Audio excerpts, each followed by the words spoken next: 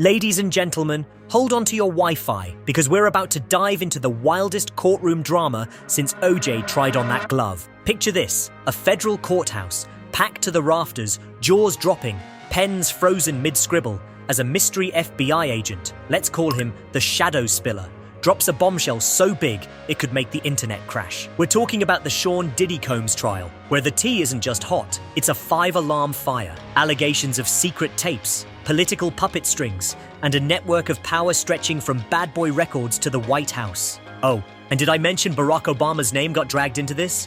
Yeah, you heard that right. Grab your popcorn, because this is the celebrity scandal that makes TMZ look like a kid's show. Before we dive in, a quick heads up. Viewer discretion is advised. This is for entertainment and education only, based on the verbatim courtroom testimony as reported by Inner City Press. So, let's unpack this like it's a suitcase full of secrets at a Hollywood after-party. It all started when former FBI agent Mark Halperin took the stand, looking like he just stepped out of a Tom Clancy novel. The courtroom, silent as a library during finals week. Halperin didn't come to play, he came to slay. He revealed that Diddy wasn't just dodging legal trouble with slick lawyers, he was allegedly untouchable because he was useful to the powerful. Think of it like this, Diddy wasn't just a music mogul, he was the guy holding the keys to a VIP room where politics, religion, and the music industry partied together in a way that'd make your grandma clutch her pearls. Now the room was already buzzing, but then the doors swung open like a scene from a thriller. In walks a man in a dark suit, briefcase in hand, no name,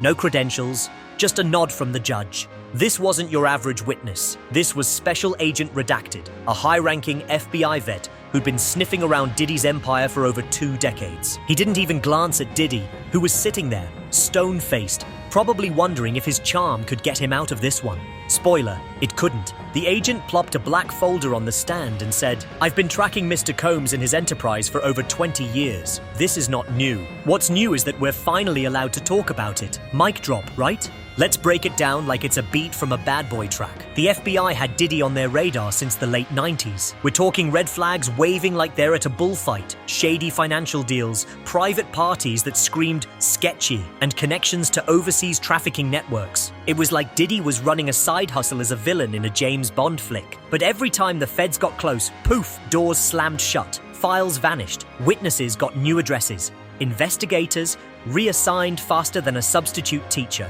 Halperin said it best. This wasn't local cops getting spooked. This was Washington-level interference. Imagine trying to solve a puzzle, but someone keeps stealing the pieces straight from the top. Let's zoom in on 2001. The feds were hot on a money laundering sting tied to a Bad Boy Europe affiliate. Evidence was piling up, forged invoices, shell companies in Luxembourg and Belize, the works. It was like catching Al Capone with a ledger, but when they went for warrants, denied. Halperin said it hit him like a ton of bricks. This wasn't just celebrity protection, it was federal muscle flexing. The courtroom gasped, and I bet you're gasping too. Who had the power to shut this down? We're getting there. And trust me, it's juicier than a tabloid headline. Fast forward to 2003, and here comes the plot twist that had everyone's jaws on the floor. Special Agent Redacted dropped a bomb. Diddy was allegedly operating under unofficial informant protection. That's the kind of shield you don't get from a lawyer. It's the kind that comes from the highest offices in the land. Only 3 people in the federal government could have greenlit that kind of deal. The room froze. Diddy's hands? Clenched tighter than a reality star holding on to their 15 minutes of fame. And then, the agent went there. He named Barack Obama. Yes, that Barack Obama, the guy whose campaign posters screamed hope, but was now allegedly tied to Diddy's web of parties, pardons, and protection. The courtroom was quieter than a church mouse.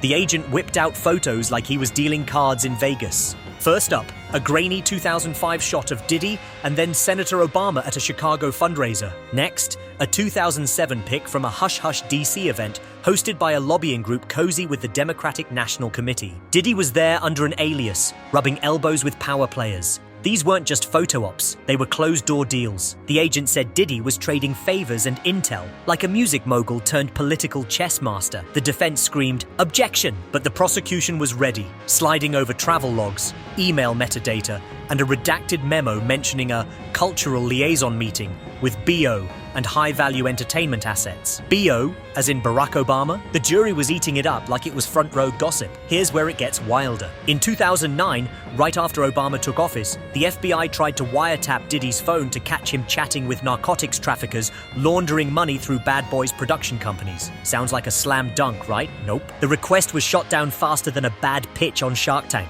The agent showed a call log from a White House-affiliated legal office, time-stamped to the exact moment the wiretap got canned. The judge told the jury to ignore speculation, but come on, the dots were connecting themselves. It was like finding out your favorite rom-com has a secret villain arc. The agent clarified, "We're not saying President Obama personally protected Mr. Combs, but his administration created a pipeline, a relationship that gave Diddy immunity for years." Reporters were scribbling like their pens were on fire.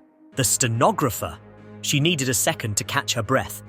This wasn't Diddy getting lucky. It was a calculated system, like a VIP pass to dodge the law. But hold up, because the courtroom was about to go from shocked to straight up horrified. The agent held up a crystal-clear photo from 2014, taken at a private Martha's Vineyard estate owned by a tech billionaire with ties to entertainment and defense firms. In it, Diddy, Obama, and Reverend Al Sharpton chilling like it's just another Tuesday. This wasn't a public event. It was a charity dinner with a guest list that read like a who's who of sealed investigations, former CIA assets, sanctioned arms dealers, and TriStar Entertainment reps. The agent said Diddy wasn't just a guest. He was a conduit, funneling info from the streets to the suites, and in return, his sins got a free pass. A juror dropped their pen, and I bet you're dropping your jaw right now. Let's simplify this with an analogy.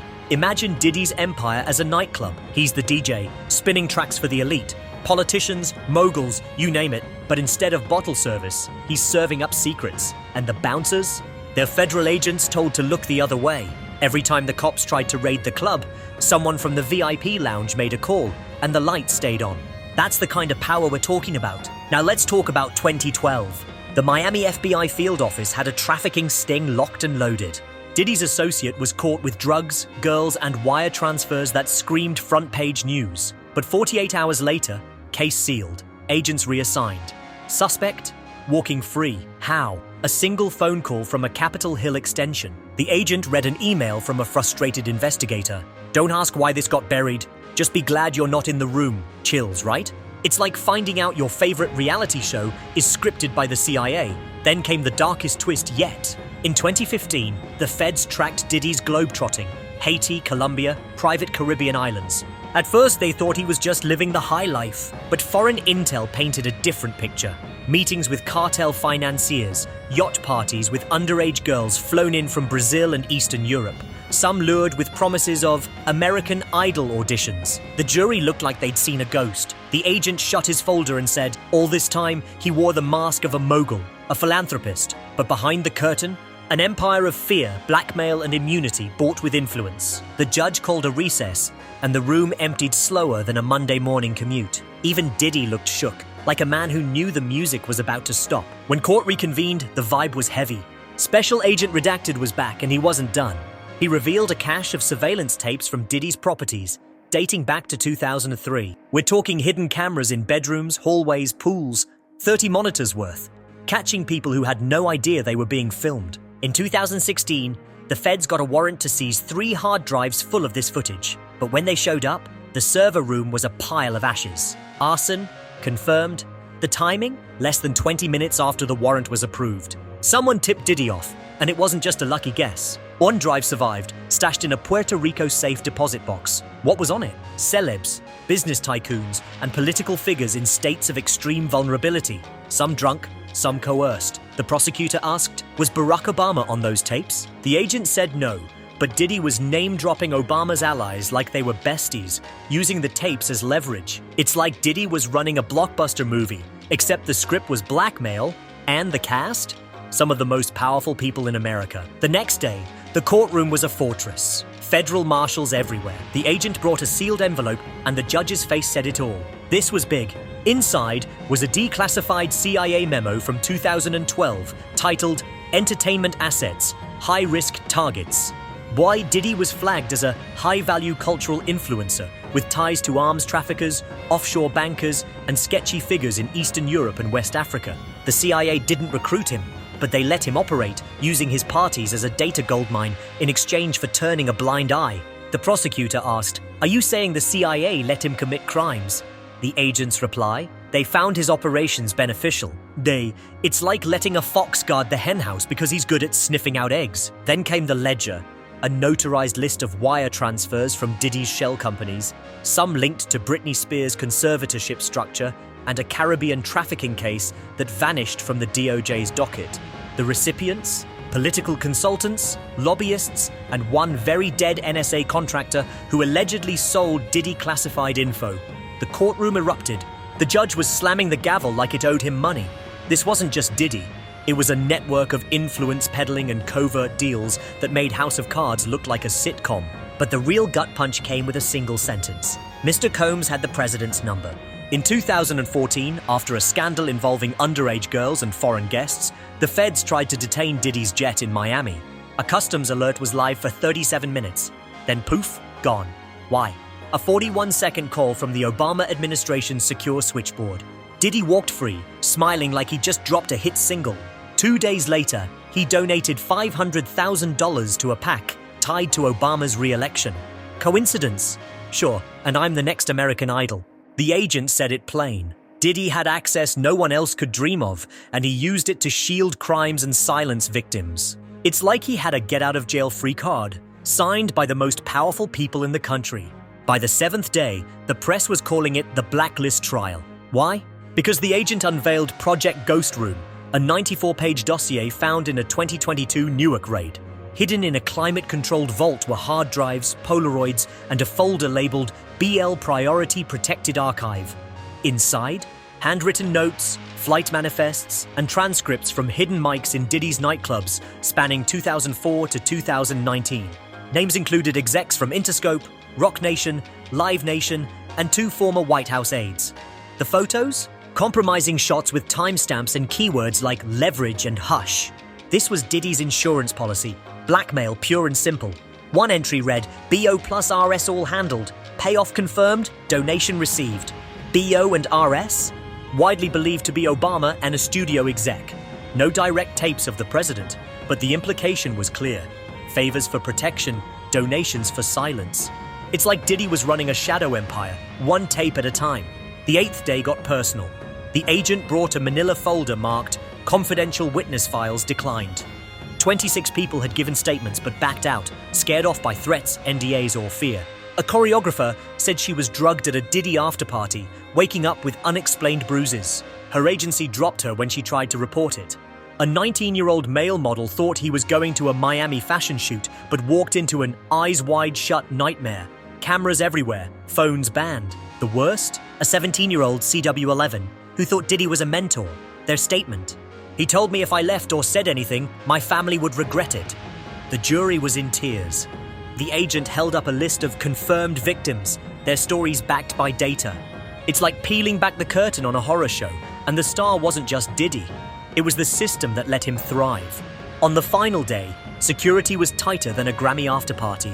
The agent saved the knockout punch, a 2015 phone call transcript between Diddy and a DC lobbying firm. Diddy's voice, verified by software, said, "You said keep it off the radar, but I did my part. I brought in the dollars, the artists. We flipped 5 precincts blue last cycle. If I go down, some of y'all are coming with me."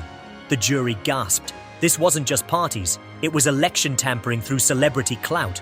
The agent's final words: Diddy wasn't buying silence, he was buying relevance, and the currency was your vote. The courtroom exploded. The judge called a recess, but the damage was done. This wasn't a celebrity trial anymore. It was a mirror held up to a broken system. So, what's the takeaway? Diddy's trial isn't just about one man. It's about a web of power, privilege, and protection that let him skate for decades. It's like finding out the game was rigged and the players were all in on it. From hidden tapes to White House calls, this case is a wake-up call. Fame doesn't just buy influence, it buys immunity. But the walls are closing in and the blacklist is out. The question now? Who else is in that dossier and how deep does this go? If this blew your mind, smash that like button and subscribe for more tea hotter than a summer festival. Drop a comment. Whose name do you think is next in that blacklist file? Let's keep the conversation going because this story, it's far from over.